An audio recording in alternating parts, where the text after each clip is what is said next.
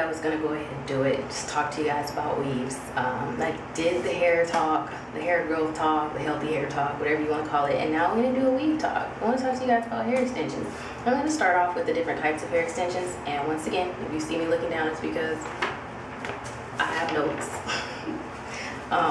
So the different types of hair extensions is, a lot of you may know, and there's maybe some that you don't know, and there may be some that I missed, because, you know, yeah. Somebody's doing fireworks outside. Sorry about that. So some of the different types of extensions are cornrow braids, which is braids go back. Individual extensions, which can be in the form of tree braids, micro braids, dookie braids, whatever you want to call them. There are Senegalese twists, there are kinky twists, there are latch hook braids or crochet braids. Let's see what else is there. Micro links, fusions, ponytails like drawstring ponytails or wraparound ponytails, wigs, half wigs, 3/4 wigs, falls, lace wigs. Let's see, we have bonded in weaves, which are tracks which are glued in, and sewn in weaves or sewn in wefts. You have weaves with closures, weaves with frontals, clip-ins, and that's about all I got off the top of my head. And so today, for the main part, I'm going to focus mostly on extensions that have a weft. Yeah, so since I'm talking about extensions that usually come out weft or either come in bulk, let's talk about hair origins. A lot of people aren't familiar with the different hair origins, and I know a lot of the origins you might hear are Indian. Of course, most of us know about Indian hair, Chinese hair, Malaysian hair, Mongolian hair. They even have Chilean hair, Peruvian hair, Brazilian hair, oh my goodness, Russian hair, European hair, Italian hair, Cambodian hair, Mongolian hair. I even heard somebody talking about Filipino hair. Really. So yeah. And also, have you guys ever wondered when you go into a beauty supply store and you buy a pack of hair and it says 100% human hair, and that's all it says?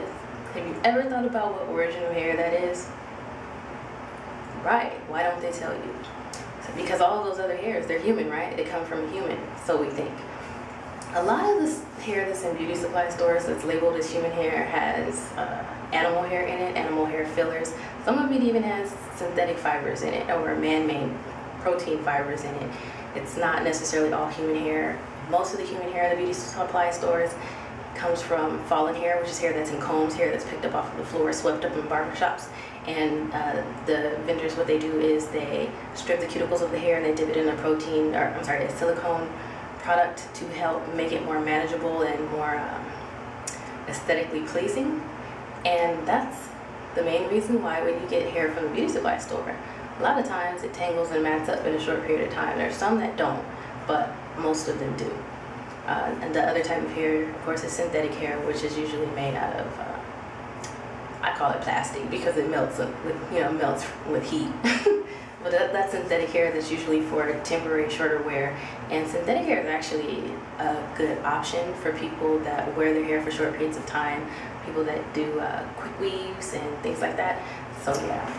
And with the hair origins, I'm just going to tell you my personal opinion. All of these different hair origins, I mean, you really have to think about it. Are all these people in all these countries in the world cutting off their hair and giving it to people? If that was the case, half of the world would be walking around bald. You know what I mean? I don't think people are doing it. I definitely think there's a lot of hair coming from India, but I don't personally think there's enough to supply the world with hair extensions. Recently, within the last year, I would say, the quality of a lot of so-called virgin hair extensions is going down the drain. And I think that's because they're adding synthetic fibers and animal hairs as fillers into the weft and then processing it. Yeah, that's my opinion.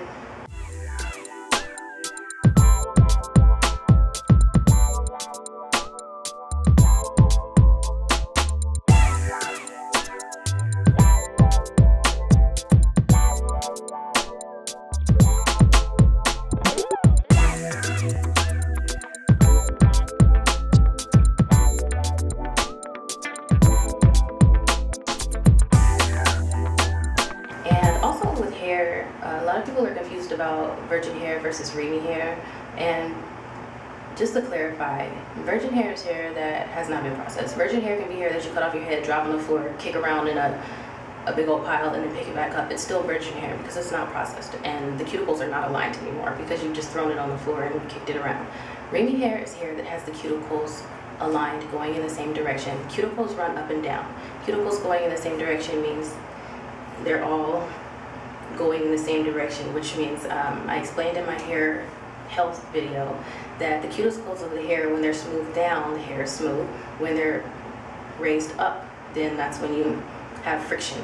If the cuticles are not aligned and you have some strands that those raised cuticles are going up and some of them where the raised cuticles are upside down, they're going down, the hair catches on it, you know, the strands catch on each other, and that's where you get tangles and matting, because it's like a jigsaw puzzle, you know, they connect and they stay. So that's, Remy hair is cuticle aligned hair, where all those cuticles are all going in the same direction so that it doesn't connect on itself and then do the only thing it can do, which is mat up. Now, a lot of hair that isn't Remy, that isn't cuticle aligned, is hair where the cuticles have been stripped and dipped in that silicone treatment to make it more manageable. But once you wash the hair or wash it a couple of times, that's when it starts acting crazy. That's when, you know, they unleash the beast and all that good stuff. So that's the difference between virgin and Remy. You can have processed hair that is not Remy. You can have processed hair that is Remy. You can have virgin hair that's not Remy. You can have virgin hair that is Remy. The key is, if you don't want problems with your hair, make sure it's Remy or ask for it to be cuticle aligned. Cuticles aligned, going in the same direction. Don't give me none of that non-cuticle aligned BS, okay? That's what you say when you order your hair. And wefts. When you are getting hair extensions, they come in different kind of wefts. The wefts that I know of are skin wefts, micro machine wefts, regular machine wefts, and hand-tied wefts. Hand-tied wefts are wefts that are tied by hand. You should never cut hand-tied wefts. If you absolutely have to cut them, seal them with nail polish, super glue, 3M77, seal them, because they will shed, they will unravel. Micro machine wefts are really thin wefts. Some of them are as small as hand-tied wefts, with like really, really flat. You cannot split them, and they're really, really tiny. And the wefts are not dense. They're really, really thin. There's not a lot of hair on the wefts, so it usually takes more weft to complete your weave. But they lay really, really flat, just like hand-tied wefts lay really, really flat. And also, I'm always going to advise you to not cut your wefts unless you absolutely have to. And then you have regular machine wefts, which most cases a regular machine weft can be split in half, and you'll have 2 micro wefts. And usually with really good machine wefts, it's okay to cut the wefts sometimes, and you won't experience a lot of shedding, but you should still seal the ends. But don't cut it unless you have to. And with skin wefts are basically like a piece of lace front tape that have hair stuck on them, and so that you can't see the weft, and so that you can put them like right up under your, you know, hair right here, and you don't have to worry about seeing the track. It's easy to be disguised, easily disguised. There you go. So those are the different kind of wefts. They each serve different purposes. Machine wefts are usually more bulky than hand-tied wefts and micro wefts, and skin wefts aren't really good for your whole entire head. They're good for a few small spaces, or, you know, to put right up under your leave out to conceal the thicker wefts. Also, different types of hair. When you see hair that comes in ranges, such as like 12 to 14 inches and 14 to 16, that hair is usually what we call single drawn. Single drawn hair is hair that it hasn't been cut. It's, you know, it's basically like a ponytail that's been wefted, so the hair varies. Some of it on the weft is a little shorter and some of it's a little longer, but it's usually all within a 2-inch range, sometimes less than that.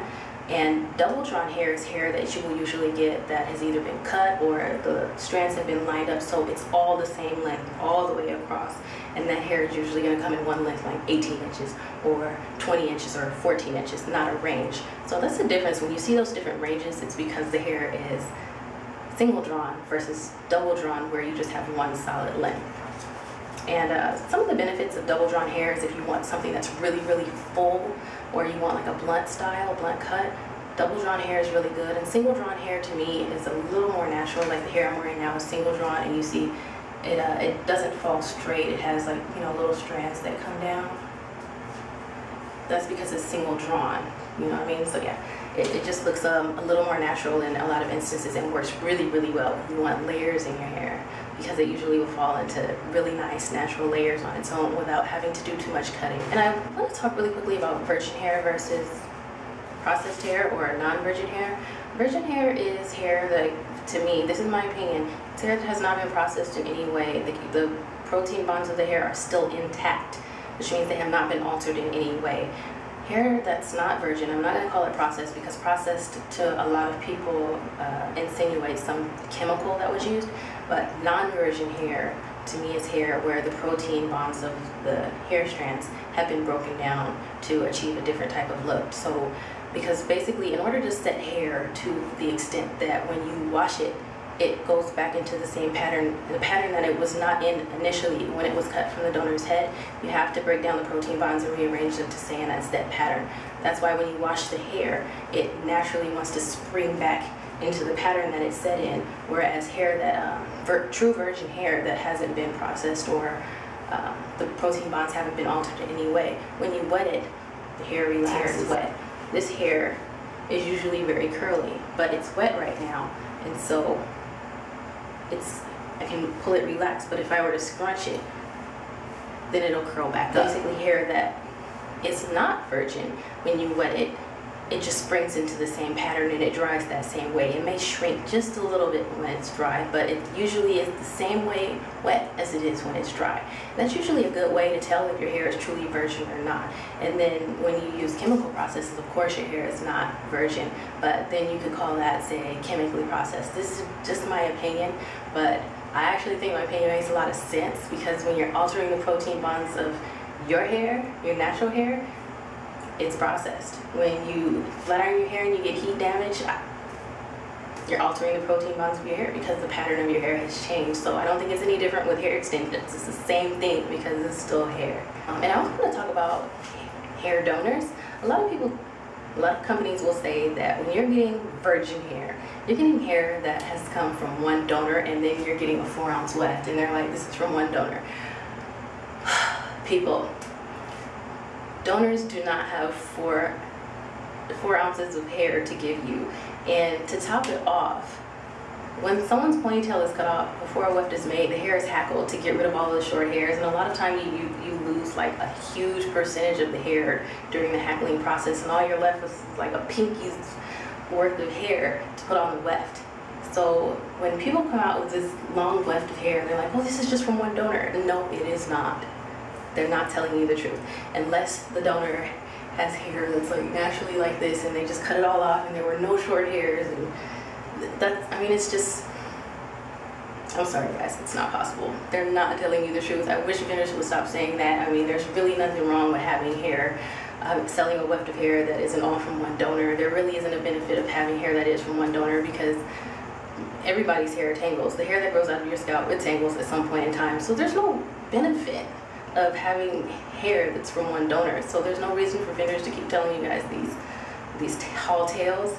So I just wanted to let you guys know that, because I mean, like, I've been to a shop house where I've seen these donor ponytails, and you guys, I kid you not, they're like, oh, I wish I could find something skinny enough. They're like skinny. I'm like, if you made a weft with that, after you hackled it, the weft would be like this wide. So I mean, it just, no, they're lying. They're lying to you. Don't be fooled by that, or just keep that in mind when you're purchasing hair and they say it's from one donor. Just know deep down inside it's not, okay? And the last thing I want to talk about is how hair extensions and weaves can affect your hair, because I'm a big advocate of taking care of your natural hair regardless of what you're wearing on top of it. Hair extensions to me is an accessory. It is also a protective style. It protects my natural hair from the elements and from manipulation and from damage. And what hair extensions can do is cause hair breakage. They can cause hair breakage by means of, number one, you not properly taking care of your hair underneath your hair extensions. If you neglect your hair and you just put the extensions in and think you don't have to take care of your hair anymore, you don't wash it, you don't make sure it has moisture, then that can cause breakage because your hair isn't getting what it needs. Another cause of breakage is if you have like a sew-in and your braid is sloppy. Because if your braid is sloppy, then you're sewing and hair strands are flying all over the place, those strands are going to break period. Your hair is gonna break off. It's gonna break during the process when you take the weave down, because when you're cutting the thread, you're cutting your hair too, because it's intertwined, because the braids were sloppy. So, I mean, you want your braids, they don't have to be perfect, but you do want them to be neat, and you want them to be of similar sizes. You don't want the hair sticking out all over your braids. You want them to be, you know, smoothed down and look decent. Another thing that causes breakage when you're wearing extensions, a lot of times if you have micro links or fusions, or even clip-ins or glue, something that's attached to your hair strand close to the root, that can snag your hair. It can cause a lot of stress on your hair and make your hair break off. And what those things can also do is cause hair loss, which is in the form of shedding, because it can be too much weight on your hair strands that's holding those extensions, because oftentimes we put extensions that are heavier than our natural hair on a small piece of hair, and our hair follicles are doing too much work, and when they can't do all of that work, then they break away from your hair strands break away from the follicles, and they shed and your hair falls out. That's why a lot of times when people have hair extensions and they take them down, they get like a lot of shedding. I mean, it's normal to have some shedding because your hair sheds a certain number of strands every day, but some people get more than the normal amount, and it continues to shed days after they take their hair down, and that's why. Another form of hair loss that can occur with hair extensions is alopecia, and specifically traction alopecia, which is when you have too much tension on your hair. Let's say your braids are too tight in your hair extensions, and you know it hurts, you have a headache, or it's itching, or it's burning. That can cause traction alopecia, when you start to see little white bumps forming, and it's red and pussy all around, you know, maybe your edges or the back of your neck or anywhere in your head. That is too tight, it's too much tension. It can cause permanent hair loss and scarring. And you can also get that by putting too much tension in the same areas for extended periods of time. And this happens even with people that wear their hair in a ponytail. If you wear your hair in a ponytail for too long, and you're constantly brushing the same areas, and you have your part in the same place forever and ever, and you start to notice your parts getting wider and wider, or you start to notice your edges are moving back further and further, it's because you're doing too much of the same processes to those particular areas of your head. And you'll notice like this part of your hair will be thinner, and the crown might be thinner, and the back is really thick and full, because you don't mess with the back as much as you're messing with the front and the sides. And it's not necessarily just due to manipulation, because too much manipulation can cause that, but too much of doing the same thing all the time can cause traction alopecia. So what I encourage you all to do is a way to help prevent that is switch your hairstyles up every once in a while. If you're used to wearing a part in the same area all the time, you don't even have to switch your part to the other side of your head. I mean, you can move your part over an inch the next time. That's what I do. I usually wear a left part, and I'll move my part over a little bit one time, then I'm, you know, braid my hair, and the next time I'll move it down this way, and then I'll move it this way. Just move it around a little bit. You can also switch your part up, you can switch your style up, change your braids each time you do an install. Don't do a beehive every single time, or going in the same direction every single time. Change it up. You want to save your hair. You don't want to be dependent on your weave to the point when you take your weave off, there's nothing there, and then you end up in a position where you're forced to wear lace wigs. There are forms of alopecia that you can't help, it just happens, but something like traction alopecia, it can be prevented. So I'm encouraging you ladies, if you haven't been affected by it yet, take care of your hair so that you're able to prevent it. And if you have been affected by it, take care of what you have so that it doesn't get worse. And that's why weaves are here for us, and wigs and all these different hair extensions, because when we do suffer for conditions such as alopecia or different forms of hair loss, there is a way that you can still go outside and have your confidence that us women tend to have when we have our hair nice. Because a lot of women, you know, having your hair look good, it just makes you feel that much better about yourself, and it makes you have that much better of a day. And I mean, it may sound bad to some people, but it's the truth. Women, we like to look good. So that's what weaves are for, that's what they're here. So use them properly. So weaves can cause your hair to, extensions can cause your hair to mat. If you're wearing like a sewing weave, and if you leave it in too long, leave your braids in too long, a lot of times your hair is highly textured or really kinky, your hair will start to coil on itself at the root, and because your hair is braided, it has nowhere to go, it has nowhere to grow out, so it starts wrapping around itself and causes matting, which can cause breakage and hair loss, or you may have to cut the mats out of your hair. Something else that causes the matting is when you take your hair out of your weave and you don't detangle it thoroughly and comb out all of that shed hair. Because what's going to happen when you wash your hair, as soon as water hits it, all of that shed hair that's trapped in there is going to just wrap around your hair that's still, you know, stuck in your hair follicles. So that's going to cause matting, and that's the kind of matting where if you don't have a lot of time on your hands, and I'm talking about a lot of time, then you're going to have to cut it out. No bueno. And one last thing, hair can definitely cause allergic reactions. You have to be very careful with the types of hair that you're using, especially when you're using synthetic hair and processed hair. A lot of synthetic hair and processed hairs have been coated or treated with different chemicals, and what can happen is when you use these types of hair, those chemicals are coming into contact with your scalp and you'll have a reaction. Some of the reactions are hair loss, some of the reactions are excessive, ridiculous itching. I had this problem before with some cornrow braids, and I was itching so badly. I mean, I literally went to the store and bought cortisone cream and was rubbing it on my scalp because it was so bad. And I just ended up having to take them out, and I found out I was allergic to a chemical that was on the hair. And what you should do, even with braiding hair or synthetic hair, wash your hair with apple cider vinegar and water before you put it in your head. The same thing with processed hair. Because what it's going to do is help neutralize whatever chemicals are on the hair and help remove most of that residue and the chemicals that are on the hair that are going to cause the reaction, so that when you do put the hair in, you're not suffering a really bad reaction from it.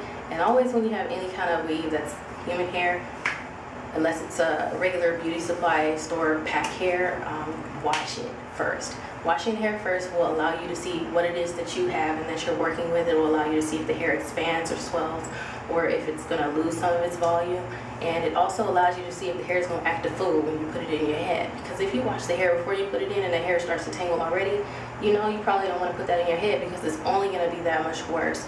So those are just some tips I have for you guys, some information about weaves. If you have any more questions, if you want to know something, or if you want to talk about something that I didn't hit on today, hit me up, leave me a comment, leave me a message, Facebook me, hit me up on Twitter, and that's it. Thank you guys for watching my videos, and don't forget to vote for me in the Arjuni I Love My Guru contest. I will put the link below. Yeah, thanks for watching, you guys. Until next time, bye.